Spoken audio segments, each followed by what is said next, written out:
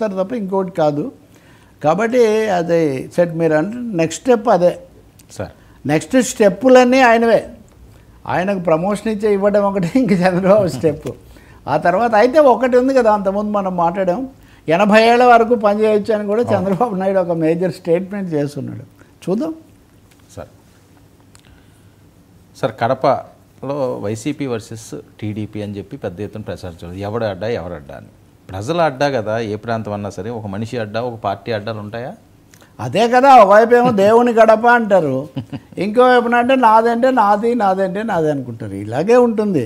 ఇప్పుడు మీరు ఒక సభ పెట్టారు, ఇప్పుడు 40 ఏళ్ళ నుంచి వాళ్ళు అడ్డాగా, ఇప్పుడు 78లో రాజశేఖర రెడ్డి మొదటిసారి గెలిచినప్పటి నుంచి తండ్రి కొడుకు ఇంత అసలు ఒకటి ఉంది, జగన్ చంద్రబాబు రాజకీయాలు 100 మాట్లాడదాం.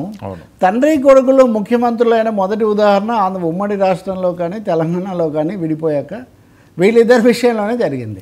వీళ్ళిద్దరికి కూడా కడప కేంద్రమైంది, వాళ్ళు దాన్ని చాలా చేసుకున్నారు, అనేకం జరిగాయి. ఓకే, తెలుగుదేశం పార్టీ మొదటిసారి అక్కడ సభలు పెట్టింది, ఆ సభలకు జనం బాగా వచ్చారు. ఒక సభకు, అది కూడా పార్టీ సభ, అధికార పార్టీ, ఇవన్నీ నిజంగా చాలా ఘనంగా జరగాల్సిన సందర్భం. ఎందుకంటే చంద్రబాబు జైలుకు పోవడంతో సహా తీవ్ర పరిణామాలు జరిగాక కడపలో సభ పెట్టడం వాళ్ళ ఘన విజయమే, అందులో సందేహం లేదు.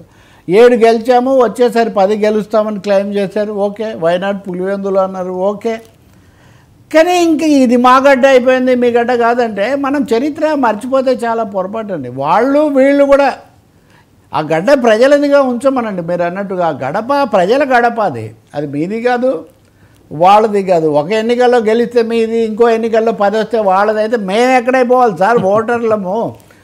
అలాగే ఇతర రాజకీయ పార్టీలు, ఇతర సంఘాలు, ఇతర సంస్థలు ఏం లేవా? కాబట్టి ఏదో మాట వరుసకు అంటే పోతుంది. కానీ ఆశ్చర్యం ఏమంటే ఎప్పుడు ప్రత్యర్థి పేరు కూడా తల అన్నట్టుగా ఉండే ఆ సభలో వేదిక మీద ఇద్దరు నాయకులు, బాబు లోకేష్, ఇద్దరు కూడా తక్కువ పేరు తీయలేదు, మామూలు భాషలో మాట్లాడారు. ఇతరులు కొంతవరకు తీశారు. కానీ దానికే జగన్మోహన్ రెడ్డి తన దగ్గర జరిపిన సభలో నన్ను తిట్టడానికే ఇదంతా కూడా వెచ్చిచ్చారని సభ మొదటి రోజే ఆయన స్పందించడం మొదలుపెట్టారు. రెండో రోజు అవినాష్ రెడ్డి మాట్లాడారు. నిన్నటికి వచ్చేసరికి పోటాపోటీ, అది ఒకవైపు నుంచి శ్రీకాంత్ రెడ్డి, ఇంకోవైపు నుంచి రాజపల్లి శివప్రసాద్ రెడ్డి, ఇంకోవైపు నుంచి తెలుగుదేశంలో అందరూ. అంటే మనం గీతలు మార్చిస్తున్నాము, గీతలు చెరిపేస్తున్నాము. దేని హద్దు ఎంత, దేనికి ఎంత ఆనందపడాలి, 5 రూపాయలకు ఆనందపడాల్సిన చోట 1,00,000 రూపాయలు ఆనందం పడితే అది నష్టం.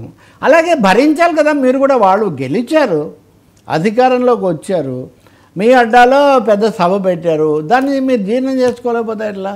ఇప్పుడు ఏమైంది చివరకు?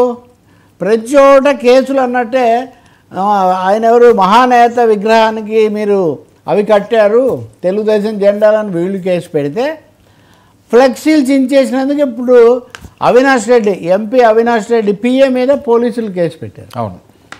సో ఏదో ఇంత సభలు జరిపిన తర్వాత రాజకీయమైన పోటాపోటీకి బదులు మళ్ళీ మామూలే కేసులు వీటికి దారితీసినట్టుగా కనిపిస్తుంది. కానీ ఒక్క సభతో ఏం మార్పు రాదు, మనం ఇంకా చూడాలి. చంద్రబాబే చెప్తున్నారు కదా జాగ్రత్త. కాబట్టి బట్ వైసీపీ ఎలా కోలుకుంటుంది, that is a big question.